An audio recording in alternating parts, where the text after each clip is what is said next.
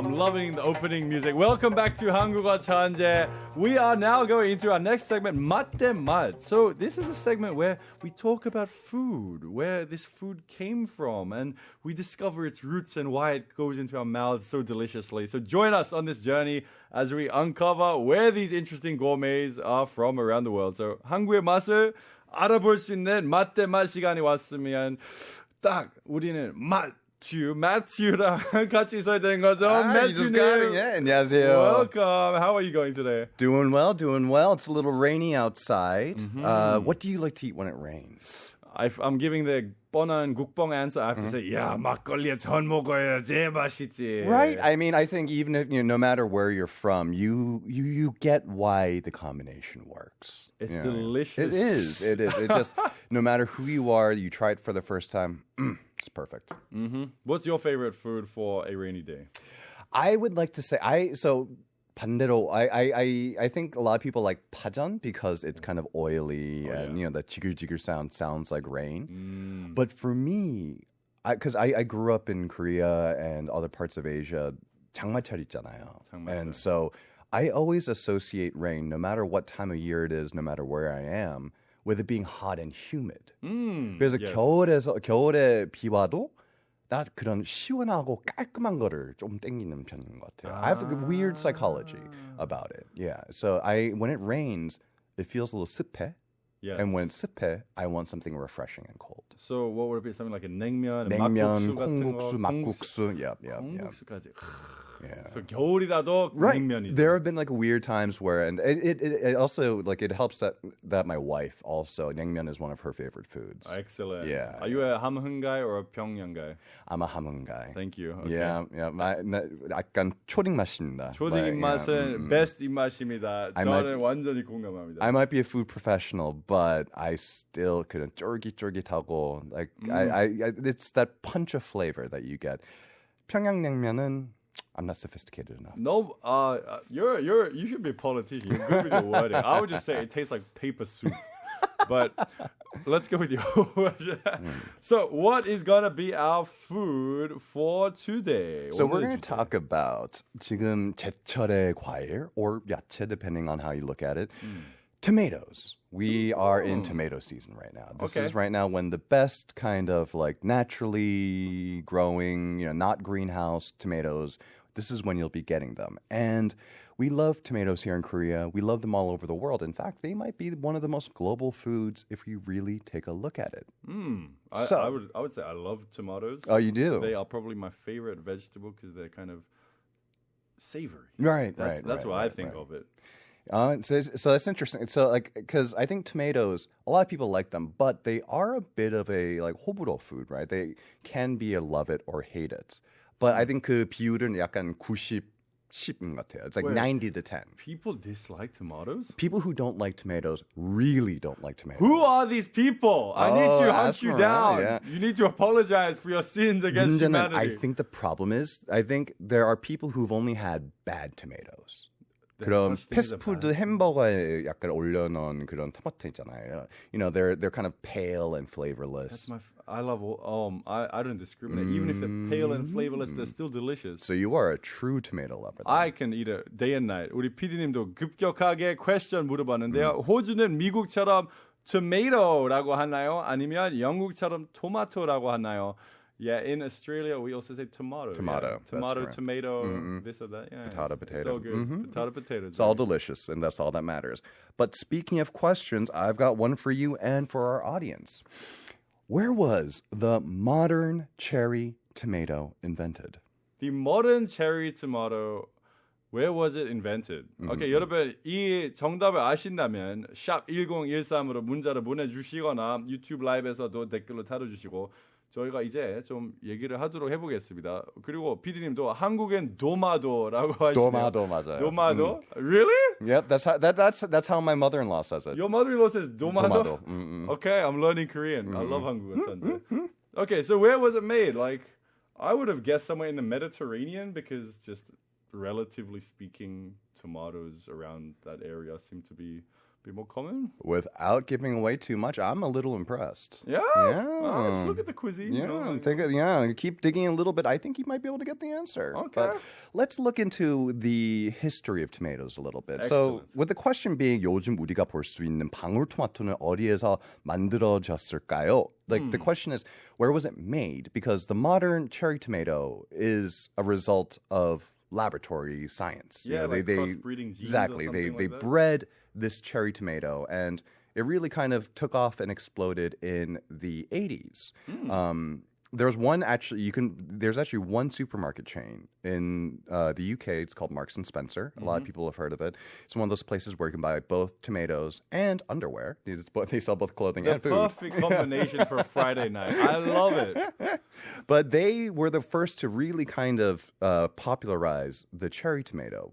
But in fact, cherry tomatoes have naturally occurred natively ever since the very beginning. In fact, there are some food historians who believe that cherry tomatoes were the original form of tomatoes. What? And the bigger tomatoes are actually a result of a gene that is very similar to ones that cause tumors.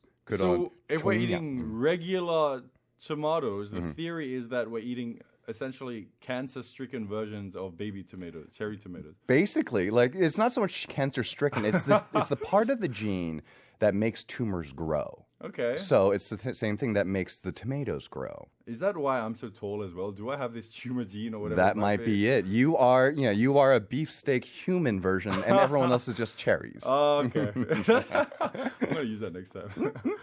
Okay, interesting. Yeah, so the original tomato comes from the Americas. So tomatoes, potatoes, chilies. So all of these come from South America and Central America. Wait, so it's not from the Mediterranean? It's not originally from the Mediterranean. It's from the Americas. That's That is right. fascinating. I feel like it's not as prominent in modern, I guess, South American cuisine as it is in European cuisine. That's a big That is generalization, true. but- No, I think when you ask your average person, you ask like, what country do you associate with tomato? The first be Italia. Italy would be the first one that. Absolutely, fantastico. Yeah, but think about Mexican salsas, for example. Oof, delicious.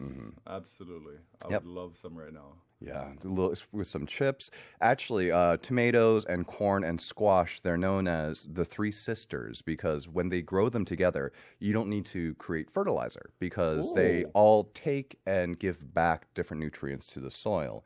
And so, what goes together grows together. And so there's a reason why tomatoes and corn go so well together. I'm learning so much. So it was tomatoes, corn, and squash. Squash. That's an unexpected. I don't think I've even had squash in this lifetime. 호박. More than once. 호박. Ho박 is Yeah, squash. 호박, 애호박. So pumpkin. Pumpkins, they're all part of this one big, weird, extended family. Is squash. Is the family known as squash? Family's known as squash. I'm right? learning about vegetables right now. This You is know excellent. squash as the beverage, I imagine. Maybe. the kind of fruit punchy I think I sort of know. thing. Yeah. Okay. So they grew wild in the Andes of the Western South America, and then it wasn't until the Spanish arrived in the early 16th century where, the sort of age of exploration and imperialism, where they started taking these things all over the world.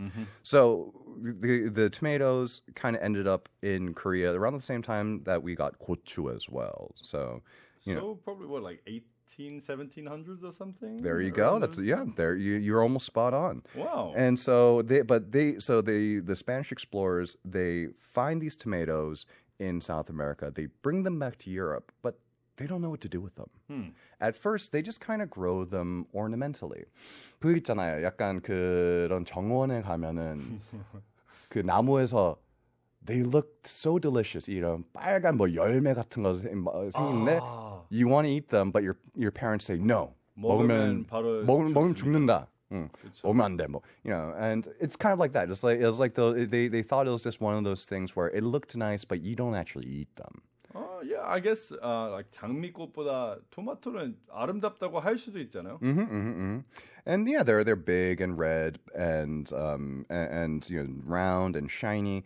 But are you familiar with the term nightshade?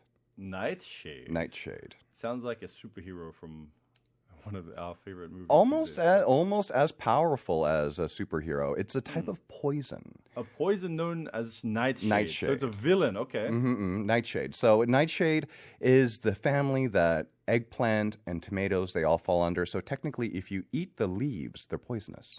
Wait, so eggplants and I'm learning so much. Eggplants and tomatoes, right? So 가지랑 토마토는 같은 종이고 같은 genre. 가족이고. They're like a genre. Okay. 친척이고. genre. Okay. Yeah, because both of them are nightshades, where if you eat the leaves, technically 독입니다. So you shouldn't eat them. And you might know them as, if you go back to your high school literature class, Romeo and Juliet, the poison that Juliet takes is a nightshade, a belladonna. Oh, so it puts her to sleep temporarily? Yeah, and if you eat enough, it can kill you. So they found this out because they used to use nightshades as a form of cosmetics. So being a toxin, it brings a little color to your skin so that you would use it as a form of blush. Wow. So instead of actually just putting red stuff on your cheeks, you would literally make yourself bloat so that you can get that red feeling from your blood coming off. 요새 그거 있잖아요. 그 보톡스. Botox. Botox is a form of botulism. So they're using a toxin there as well to create a type of effect. And they did the same thing with these nightshades. And so everyone knew nightshade was poison, and then they thought tomatoes are nightshade. So we can't eat tomatoes. Okay. So even though the tomato was brought into Europe in the 16th century, it still took Europe a couple of hundred years to figure out, oh, these are actually delicious. What? So they were literally just using the leaves essentially to make their own makeup and things like this. And then one day, I'm guessing that's how the story goes. Eventually, somebody says, you know what? Maybe we should eat this. I'm starving. That looks nice. I think a lot of the world's best culinary discoveries happen when people are struggling and hungry. The rich people avoided them, but essentially it was the kind of poor peasants during times when there was nothing else to eat in areas like the south of France. They would eat tomatoes, and they realized, like, oh, those poor people didn't die. I guess I could try some too. And it turned out to be delicious. Gentrification. There you go. Stages. Yeah, tomatoes were gentrified. That's amazing. Tomatoes are one of the OG like peasant foods. Okay. Do you know what sort of like seasonings or how they would eat this stuff back in the day? Like. So back in the day, we don't eat it so much anymore, but there are a couple of herbs. Sorrel and lovage are two kind of like Roman era herbs. Okay. Both of them are kind of similar to parsley. Okay. Yeah. Parsley-ish. Yeah, herbs, parsley. Yeah. Mint was also a popular thing to eat with tomatoes. And do you know why it goes well with mint? Is because mint is a cousin to basil. Oh my God. They're both part of the same family too. Oh man. This is so interesting. Yeah, once you start digging into a little bit of these family roots for these foods, you'll discover why we eat some of the things that we do together. That's one of the things I love learning about Korean food as well. Like, why do we have so many banchan and fermented foods? Preservation. We have long winters. We need to eat throughout the winter, and now we get to have delicious kimchi every single time. Preservation is the name of the game around the world. Do you know what cheese is? Preserved milk. Okay, well, we're going to come back with even more fun facts about food. I'm learning so much. 비가 오면 by Soyu and Medclown. 여러분, welcome back to 한국어천재. I'm here with Matthew, and we're talking about the origin of tomatoes. Oh, we actually have a comment as well. Happier together. Tomatoes fell from the sky as a gift from the angels to man and womankind. I could not agree more. I cannot live without tomatoes. 여러분, 파스타 드실 때는 어떤 소스로 하세요? 저는 무조건 레드나 라구 무조건 토마토 들어가야 돼요. 저 동의합니다. Yeah, no, it's red. Yeah, red versus white is always red. None of this cream, none of this oil. Give me red, baby. I want the red. Okay. Well, Matthew, what else do we have? Let's keep on talking about these tomatoes. All right, so just to remind everyone, today's question is, where was the modern cherry tomato invented? 요즘 우리 볼 수 있는 방울토마토는 어디에서 만들어졌을까요? 여러분 아신다면 샵 1013으로 문자를 보내주십시오. 다 같이 생각해보고 다 같이 배워봅시다. So, what is our next fun fact? So, you know what's interesting? So, I was telling you that it took them a couple of hundred years in Europe to figure out that you can eat tomatoes. And tomatoes are from South America and Central America, where they were eating them for a long time. What's crazy is that Americans didn't start eating tomatoes, even though South America was right there and they're eating tomatoes this entire time, until they figured out you can eat tomatoes in Europe, made pizza in 1880, and then they brought it back to America. Wait, so what happened was South America, the Spanish went to South America, Mm-hmm. they took tomatoes to Europe, they didn't eat it for a few hundred years, and then only then North America learned from Europe that you can eat tomatoes instead of looking right next door. If you think about it, right, because North America was colonized by European settlers, right? So imagine you were away from home, and all these trends were happening back home in Europe.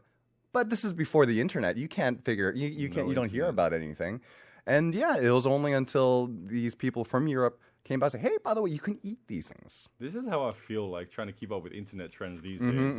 Even if you're trying to look, I don't know what's happening, but okay. 맞아, there were probably some 꼰대s back in the days like, I don't know about these tomatoes. Yeah, Kids these days are eating the weirdest thing. 이런 빨간 야채를 왜 먹냐고. Yeah. Okay. Well, what's funny is that you were probably hearing things like that on the other side of the world. Let's talk about how tomatoes made its way over to Asia. Because if you think about it, we talked about how tomatoes, how we kind of associate Europe with tomatoes, especially Italy.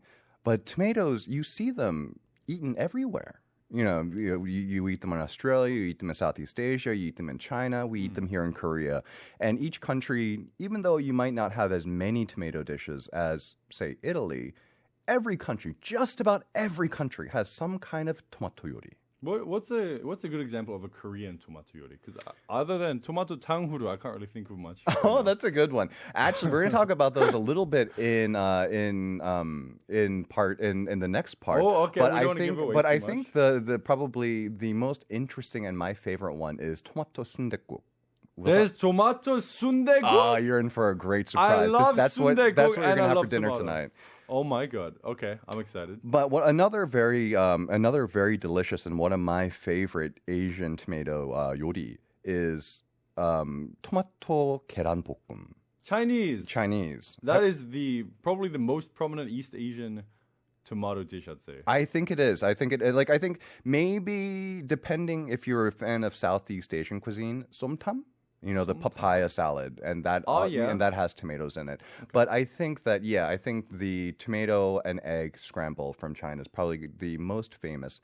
And there's also, have you ever had the macaroni soup in Hong Kong? Yeah. Yeah, that's also tomato based. But do you like tomato 계란볶음? I love it. It's just so good. Such a staple. And growing up, so I'm of Armenian descent, we had essentially the same dish minus the sugar, and you would cook the tomatoes a bit longer because they're kind of almost raw in the Chinese version. Yeah, they're cooked very briefly. Right? Yeah, that's funny. Actually, we'll talk about this in the next part too. But tomatoes and eggs, such a good combination. It's perfect. Absolutely. So what's interesting is that I think the theme of the history of tomatoes is that everybody is stupid.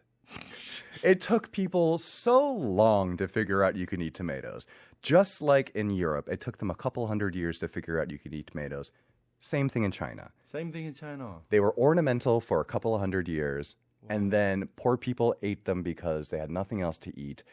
There were some areas where they figured it out first, but China being a huge geographical region, it didn't really become like a regional, everybody is on the same page. Okay, this is okay to eat until the 1880s.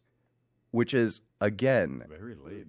Coincidentally, the same decade that pizza was invented in Italy. Wait, what? So this completely by coincidence. Completely by coincidence. Yeah, that is interesting. The same decade, pizza invented in Italy, and tomato becomes kind of a known food source in China. That actually I'm actually surprised by the Italian side as well. Pizza was only invented 150 years ago, 140 years ago? That's so crazy. It's kind of a technicality because they were eating flatbreads from the Roman times. But the idea, the margarita pizza, margarita, that was invented in the 1880s.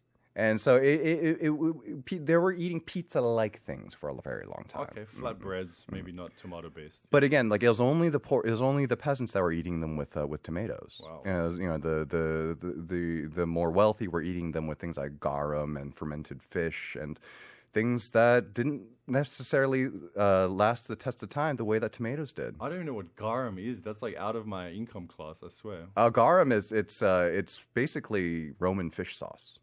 Yeah, predecessor to ketchup, but that's a whole other episode right there. But yeah, so it didn't appear until the 1880s, and then it wasn't until Western-style food and Westerners became more prevalent in China that tomatoes also became more of a foodstuff, and the tomato 계란볶음 that we know today kind of happened in the 1940s in China. Again, one of those things where they were eating this in regions far before this, but it officially became a dish in the 1940s. Okay, so things kind of happened a bit late. Let's just go quickly back to our quiz and give away the answer. So the question was, 요즘 우리가 볼 수 있는 방울토마토는 어디에서 만들어졌을까요? Where was the modern cherry tomato invented? What is the answer? Drum roll, please. Israel. Israel? Yeah, Israel, they produce a ton of vegetables there. A lot of the vegetables that are imported into Europe come from Israel. A lot of food science. And actually, the trademark, the patent on cherry tomatoes is one of the Hebrew University's biggest sources of income. Wow, so there's actually, I didn't even know that. There's a trademark on a vegetable. We had a comment as well from Hannah Lee saying South America. I was thinking the same. Other tomatoes are from there? Yeah, that's where they're from. But the modern cherry tomato was invented.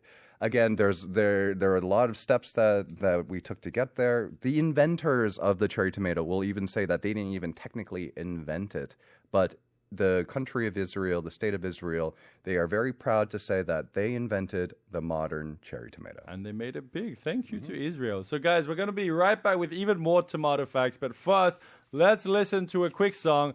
수요일엔 빨간 장미를 by 김범수.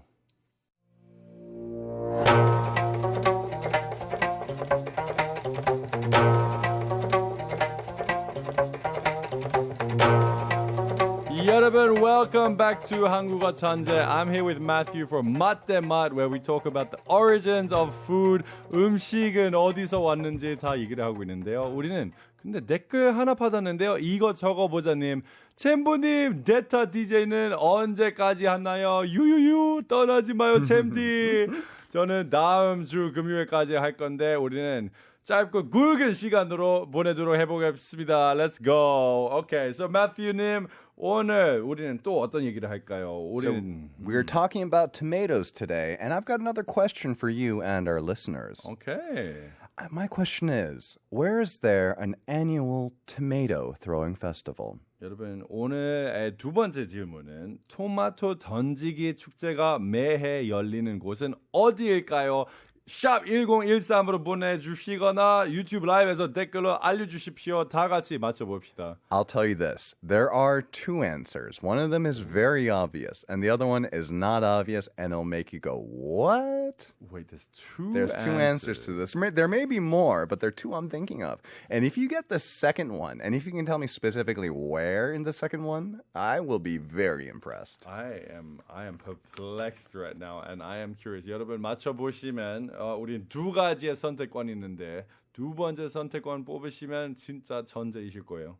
Yeah, that's right. So let's talk about tomatoes here in Korea. And I feel like there is always that debate, right? Is tomato a fruit or is it a vegetable? That's true, yes. I feel like in my Australian experience, it would be defaulted to the usage of a vegetable.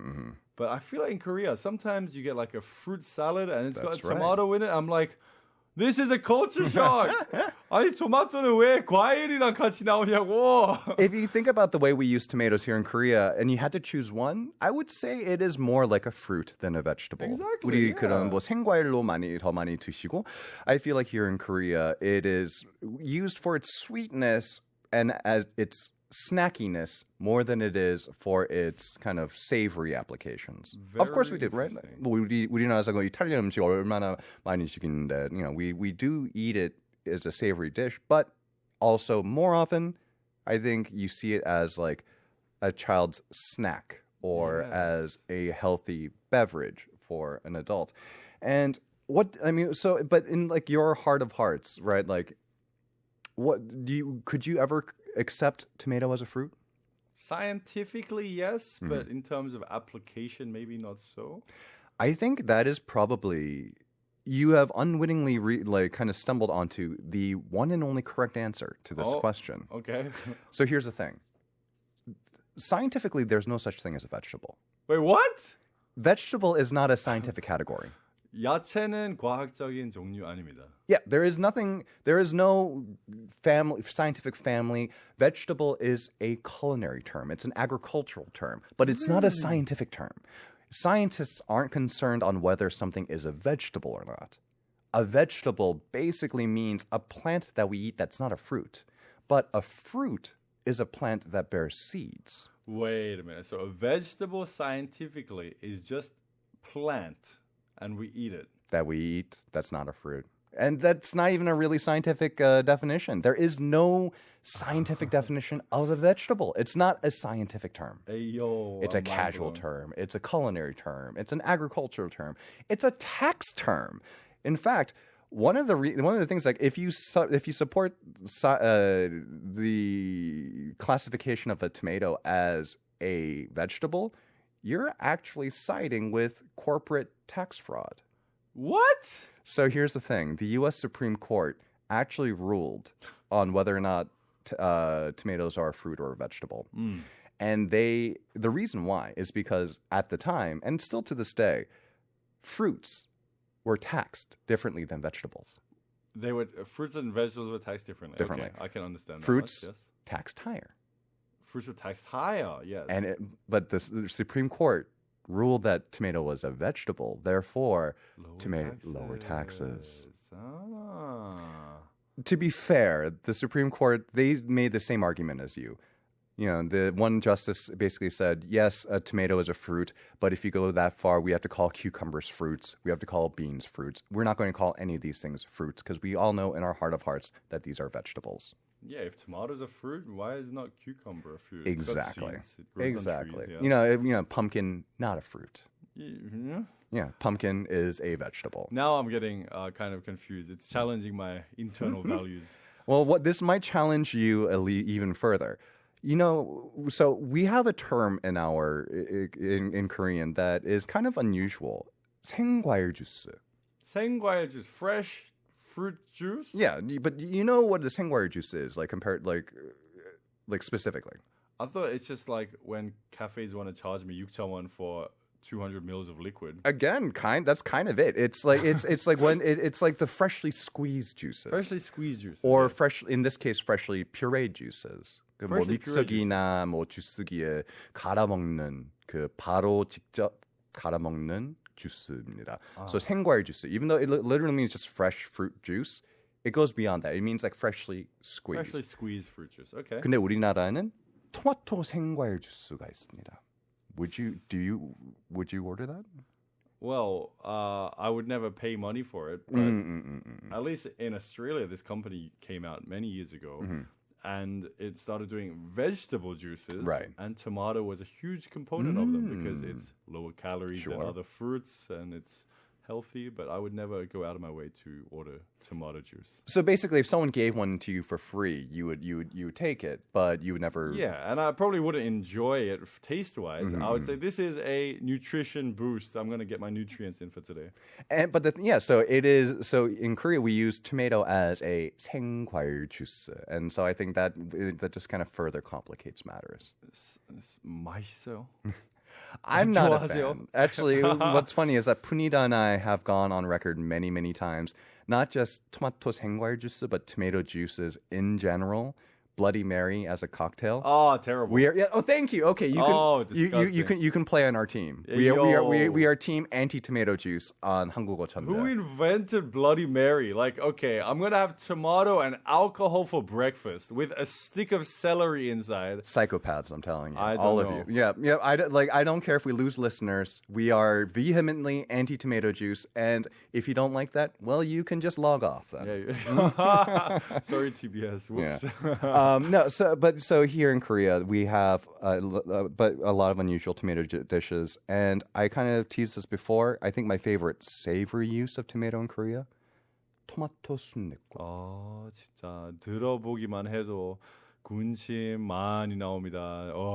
배고프겠어요 지금 여러분. If you've never heard of it, 순댓국 is basically a soup that is made with Korean sundae, which is blood sausage made with pork. Was it blood from pork? It's kind of similar to UK blood sausage, but not really. It just only the blood and the sausage part are in common. Much less meat in there. You know, they use things like oats in their blood sausage. We use things like noodles in ours, and that's where the kind of the comparisons end.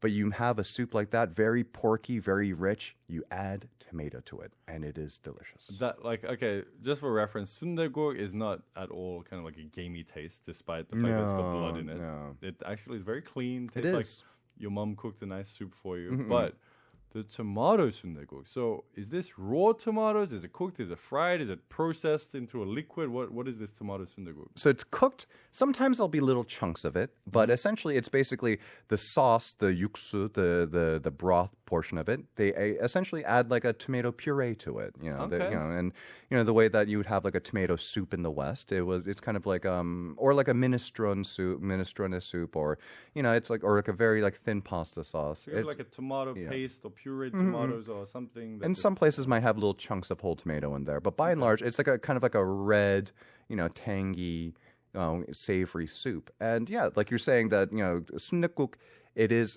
very kind of clean, but it's meaty at the same time. And I think if tomatoes have proven anything, that they go very well with meaty flavors. Ultimate combination, meat and tomatoes. Yes. Mm-hmm. So how does this taste for us? Is it similar to adding tadegi to a normal sundaeguk? Like, how can we imagine the flavor? So it's not quite like adding a 양념장 to a 순댓국 in the sense that it's not salty and kind of like 향기스러워 like a 양념장 is. So 양념장 is kind of like 간장 based with things like 고춧가루 and 마늘 in there.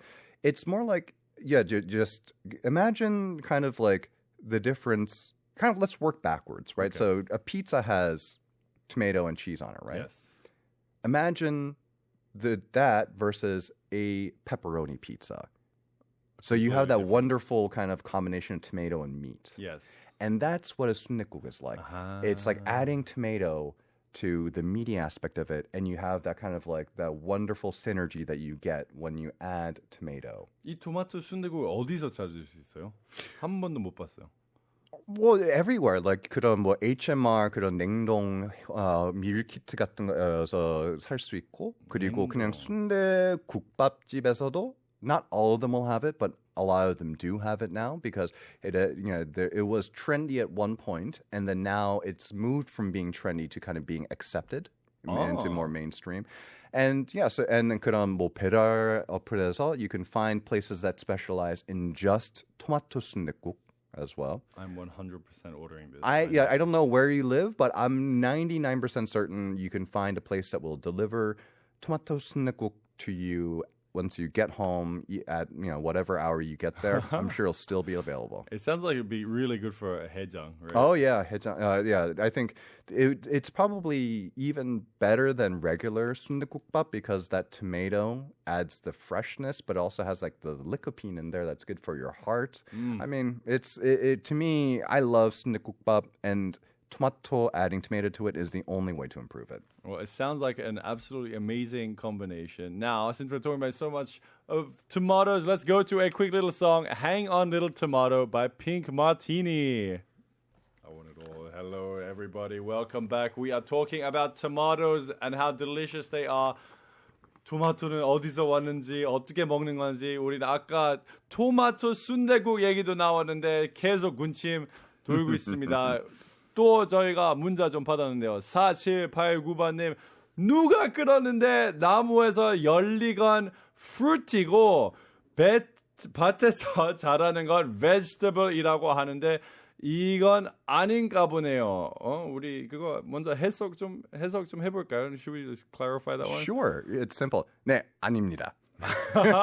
That is true. I mean, the simple answer is that is not how you classify fruit or vegetable. Okay. 저도 그렇게 생각했었는데 오늘은 하나 배워갑니다. 그럼 8624번님 푸니타한테는 약간 미안하지만 잼보 방송도 엄청 신나요. 크크 목소리가 점점 쉬어가는 잼보. 쉬어가고 있으면 모르겠습니다. 감사합니다. 하나리 오늘 처음 듣는데 재밌어요.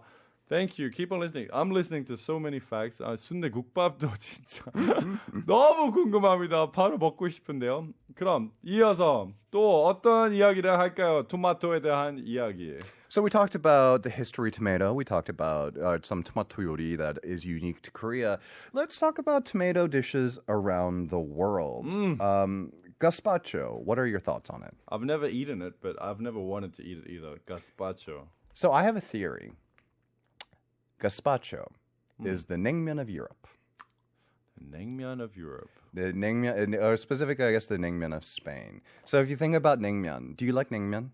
I used to hate it, and then I love it now. Absolutely. It is a objectively strange dish. It is a cold, ice cold, sour, chewy, meaty dish. None of those descriptors can be used to describe any other dish in the world if you think about it. Sour, Cold noodle, chewy, sour, beefy noodle soup. Yeah, it doesn't sound very enticing when you put it that way. But it is really good once you realize 그 맛을 알게 되면, like if you've eaten it enough times, you get it.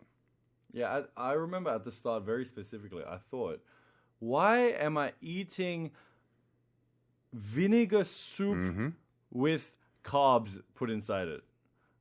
And I never understood. And then I left Korea and I was like, I understand now. I need it. I need that chew. I need that. Yep. And that's what gazpacho is, I think, for people who didn't grow up with it. So what is gazpacho, just for any listeners who might not know? So gazpacho is a cold soup from Spain, most often made with tomatoes, but sometimes it can be made with other ingredients. But it's essentially a cold, pureed vegetable soup. Most oftentimes, it's thickened with things like bread or with almonds, and you add olive oil to it. And essentially, it's what a lot of people would consider to be like, oh, this feels like a half-finished sauce, or like you forgot to boil your vegetable soup. But it's a very refreshing, summery dish that's enjoyed in Spain, to the point where actually they will sell gazpacho in little to-go bottles, and people will take that for lunch or as a part of their lunch. So is it kind of like 그냥 토마토 주스랑 큰 차이 없지 않을까요? Well, it's tomato juice, but with the addition of things like olive oil and seasoning and herbs and toasted breadcrumbs that have been used to thicken it up. And it is a savory dish. It's a 100% a savory dish. There are a few, sometimes you'll go to a restaurant, they might have like a melon gazpacho it's a sweet, but it's kind of but it's still eaten as a savory course. It's not eaten as like a dessert. So it'd be kind of like how bingsu in Korea. These days we get a lot of stevia tomato bingsu. 방울 tomato bingsu. It's kind of like... Yeah, it's kind of like in the sense that it's an interesting choap that looks very doesn't make sense from the outside, but if you kind of pull it apart, it starts to make a little bit more sense. Okay, interesting. Yeah. But yeah, gazpacho, the naengmyeon of Europe. That makes it a bit more palatable. So what other dishes do we have from around the world? 요새는 또 아니진, but shakshuka. 샥슈카. 들어보긴 했는데 어떤 음식인지 모르겠어요. So shakshuka, sometimes they're called eggs in hell. They are. It's a North African dish in origin, but basically it's a tomato-based spiced kind of sauce, and then you cook the eggs directly in that sauce.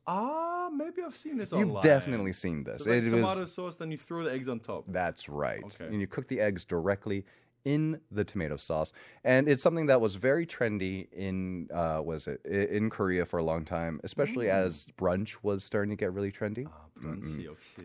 예, 이건 브런치 요리예요, 우리나라에서. Wow. And what's interesting is that this is a dish that originally comes from North Africa. So it's a Maghrebi dish, which means it comes from the Moroccan region. But they eat it basically everywhere from Morocco all the way over to Turkey. And so that whole region eats some variation on this dish. For example, in Tunisia, they add things like tuna. And which actually sounds really good if you think about it. It's like adding like a can of chamchi to like your like kimchi jjigae. Oh, that sounds delicious. Right? Absolutely, yes. I saw this actually. I just learned today is I learned this for the first time, and it's like I want to make that shakshuka with tuna. That sounds. I really just need good. to say to all of our listeners, in case my voice starts going a bit weird, I am drooling so hard. 지금 군침이 엄청 많이 나오고 있습니다. 목소리 좀 달라질 수 있어요. Okay.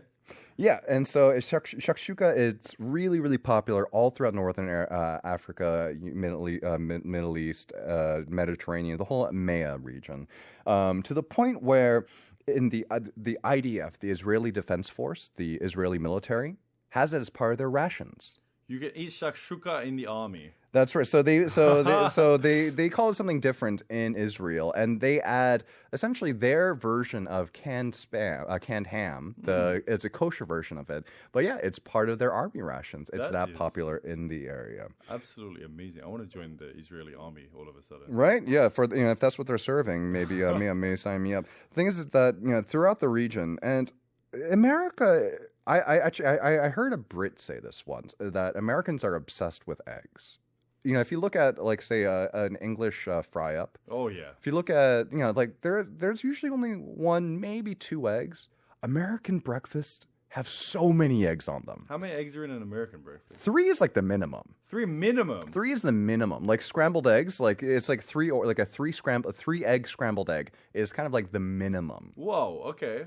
Americans are obsessed with eggs, and Americans are the ones who turn shakshuka into brunch.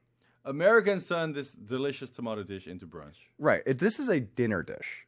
It's also kind of eaten as a banchan as well. It's often eaten on the side, so it'll kind of accompany and it'll supplement a meal. But this is more often eaten in the evening in the Mediterranean North African area.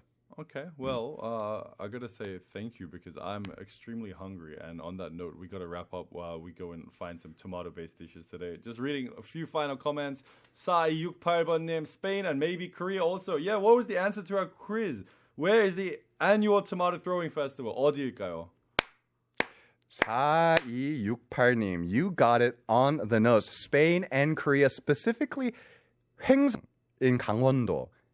Has a tomato 축제 where they do the thing that they do at La Tomatina, which is where they take all the overripe, unsold tomatoes and they throw them at each other. It's like a really big, fun thing. It's, I'm sure, very sticky. But yeah, Spain and Korea also. That is a first where we had a listener get both answers correct. 그럼 이번에는 횡성에 가서 토마토 던지기 축제에 참여해야 되겠습니다. Matthew, honestly, thank you so much for coming in and talking about tomatoes. I never knew they could be such an interesting fruit / edible vegetable-ish sort of thing. I think one thing that me and a lot of listeners are going to be doing right now is finding that tomato sundae-guk. Please do. Everyone, I mean, you will enjoy it. I'm so curious about what's going to be here with us next week. 여러분, we will be back with the next program tomorrow. So see you on 한국어천재 tomorrow. It's been Chambo. See you soon. Bye-bye.